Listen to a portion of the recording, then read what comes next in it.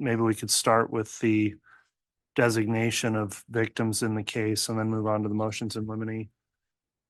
Who would be arguing, if there is any argument for the state in terms of whether or not a designated victim would be appointed in the case for those reasons? So who from the state will address that? I can, Your Honor. All right. The court did send out a notice, basically just requesting clarification of that, where we're at in this stage of the proceedings. I'd like to know if the state is intending to make any designation of victim. Victims are designated by Idaho Code 195306, as well as the State versus Shackelford case does some analysis of that. We dealt with that in our previous trial.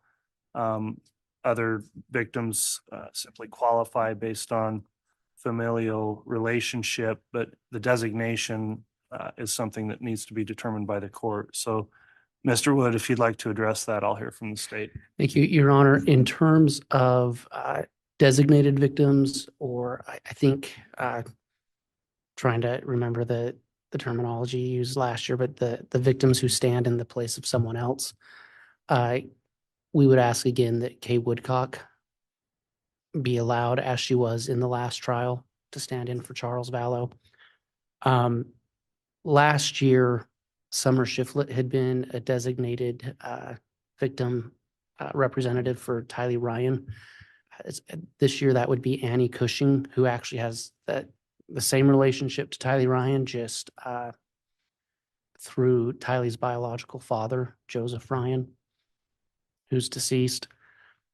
Other than that, all the victim information would be the same as it was in the co-defendant's trial.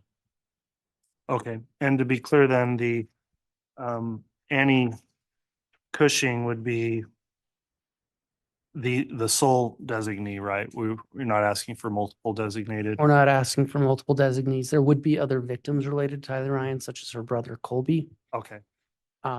But in terms of the designee, just Annie Cushing. That's it. Okay, thank you. Does the defense have any input or statement or argument on the issue, Mr. Pryor? Judge, as far as the designation of Kay Woodcock and Annie Cushing, I don't think I have an objection to that.